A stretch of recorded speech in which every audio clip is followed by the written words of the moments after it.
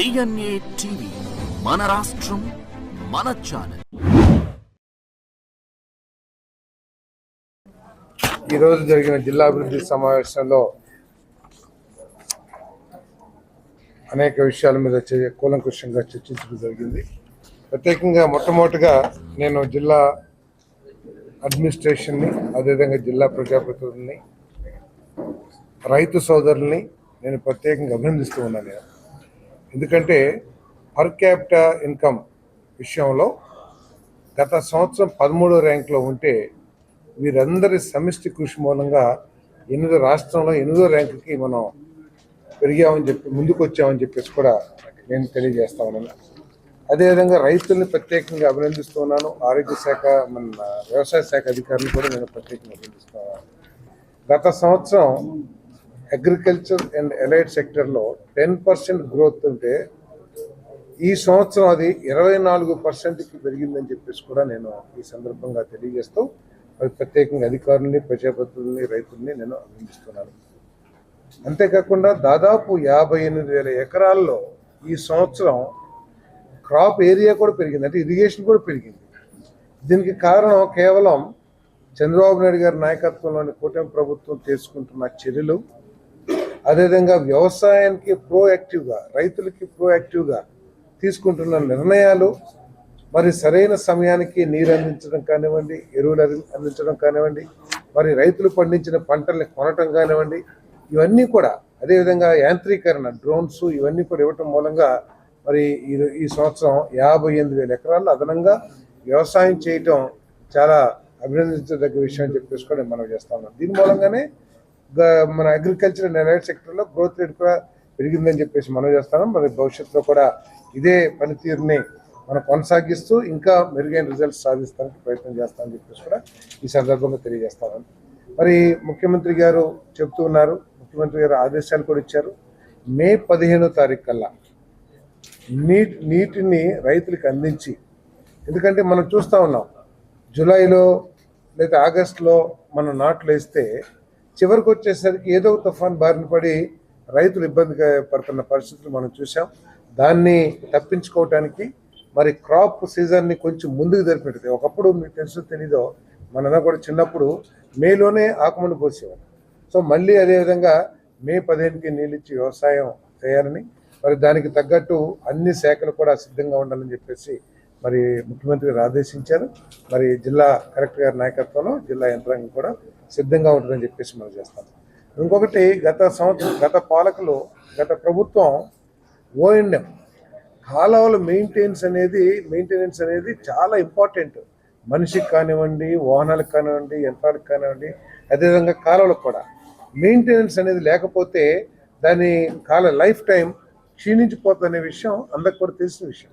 కానీ పోయిన ప్రభుత్వం వారికి వ్యవసాయం పట్ల ఒక అవగాహన లేకపోవటం మూలం కానివ్వండి, లేకపోతే రైతు సమస్య పట్ల ఒక అవగాహన లేకపోవటం మూలం కానీ ఆ ఓఎండ్ఎం వర్క్స్కి ₹1 కూడా కేటాయించకపోవటం మూలంగా ఈ సిస్టమ్ అంతా కూడా, ఈ కెనాల్ సిస్టము, డ్రైనేజ్ సిస్టమ్ అంతా కూడా ఇబ్బందికర పరిస్థితిలో ఉంది.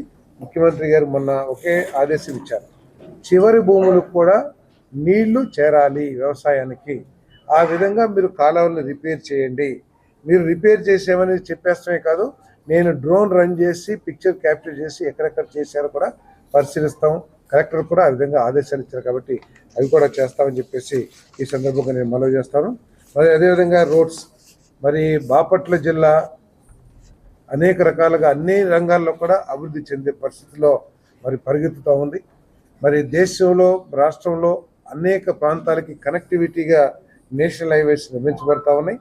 మరి ఈ నేషనల్ హైవేస్ నిర్మాణం మూలంగా వచ్చే సమస్యలు కూడా ముందు దృష్టిలో పెట్టుకున్నాయి.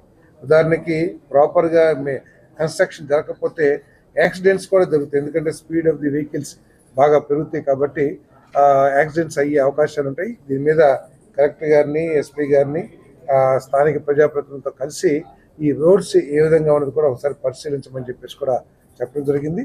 ఈ రోడ్స్ కన్స్ట్రక్షన్ మూలంగా ఏదైనా డ్రైనేజెస్ కానీ, ఇరిగేషన్ కానీ, దేనికైనా సరే గ్రామస్తులు ఆ రోడ్డు అమ్మటే ఉండే గ్రామాల ప్రజలకు ఏదైనా అసౌకర్యం కలిగితే దాన్ని వెంటనే నేషనల్ హైవేస్కి తెలియజేయమని చెప్పేసి కూడా మరి చర్చించడం జరిగిందని చెప్పేసి మనం చేస్తాం.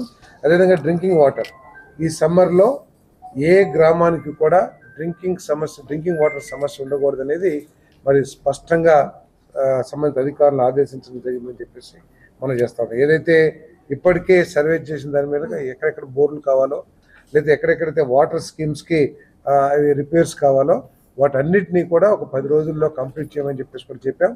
ఎక్కడైనా సరే ట్యాంకర్స్తో నీటి సరఫరా అవసరమైతే మరి వాటికి కూడా తగు చర్యలు తీసుకోమని చెప్పేసి కూడా మరి కలెక్టర్ గారికి సూచించడం జరిగింది.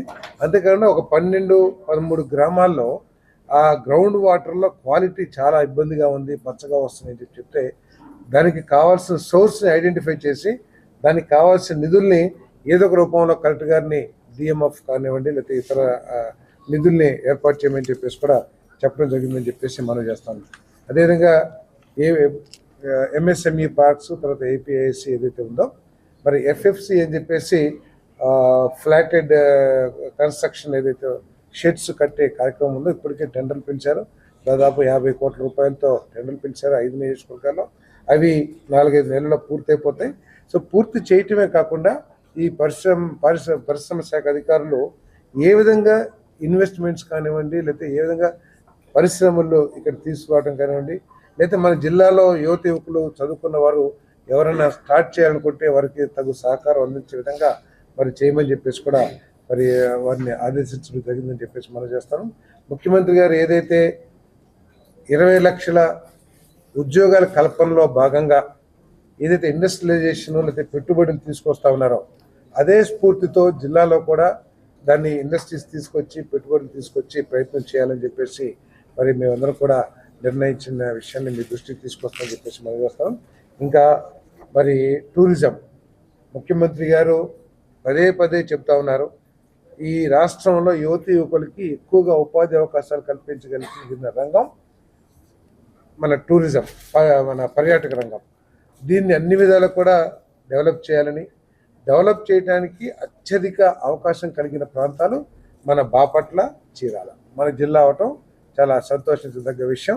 ఇది రాబోయే రోజుల్లో మన రాష్ట్రంలో నెంబర్ 1 డిస్ట్రిక్ట్గా మారటానికి కూడా ఈ రంగం ఉపయోగపడుతుందని చెప్పేసి మనం చేస్తాను. మరి ఈ సూర్యలంక బీచ్ రిపేర్స్కి డెవలప్మెంట్కి సంబంధించి కూడా చర్చించడం జరిగింది. ఏదైతే రాష్ట్ర స్థాయిలో అగ్రిమెంట్స్ చేసుకున్నారో పెట్టుబడిదారులు ఆ పెట్టుబడులు యాక్టివిటీస్ ఏ విధంగా ఉన్నాయో ఎప్పటికప్పుడు పర్యవేక్షిస్తూ గవర్నమెంట్ కూడా తగు సూచన చేయమని చెప్పేసి కూడా మనం చేశాం. మరి శాసనసభ్యులు కూడా మరి వర్మ గారు కానివ్వండి లేకపోతే మాల్కొండ గారు కానివ్వండి మరి వీరందరూ కూడా సాంబశివరావు గారు, ఆనందబాబు గారు వారి నియోజకవర్గాల్లో రైతులకు సంబంధించిన సమస్యలు అదేవిధంగా రోడ్స్కి సంబంధించిన సమస్యలు మరి ఇక్కడ టూరిజంకు సంబంధించిన సమస్యలు ఇవన్నీ కూడా ప్రత్యేకంగా ప్రస్తావించి మరి వారి అనుభవంతో వారు చెప్పిన సూచనలు కూడా మరి అధికారుల్ని పాటించాలని చెప్పేసి కూడా చెప్పడం జరిగింది. ఏ అభివృద్ధి కార్యక్రమం జరిగినా ప్రభుత్వ ఆధ్వర్యంలో ప్రభుత్వ ఉద్యోగుల ఆధ్వర్యంలో వాటన్నిటినీ కూడా స్థానిక ప్రజాప్రతినిధులతో అంటే ఎమ్మెల్యేలు కానివ్వండి లేకపోతే మిగతా ప్రజాప్రతినిధులతో చర్చించి వారితో ఇన్వాల్వ్ అయ్యి వాటిని ముందుకు తీసుకెళ్లాలని చెప్పేసి కూడా చెప్పడం జరిగిందని చెప్పేసి మనం చేస్తాం. నారా లోకేష్ గారి నాయకత్వంలో పోయిన సంవత్సరం ఒక జాబ్ క్యాలెండర్ రిలీజ్ చేశాం. ఈ ఉగాదికి ఒక జాబ్ క్యాలెండర్ రిలీజ్ చేశాం. ప్రతి ఉగాదికి కూడా జాబ్ క్యాలెండర్ రిలీజ్ చేయబోతున్నాం. కాబట్టి ఉద్యోగ అవకాశాలు లేవు అనేది సమస్య కాదు.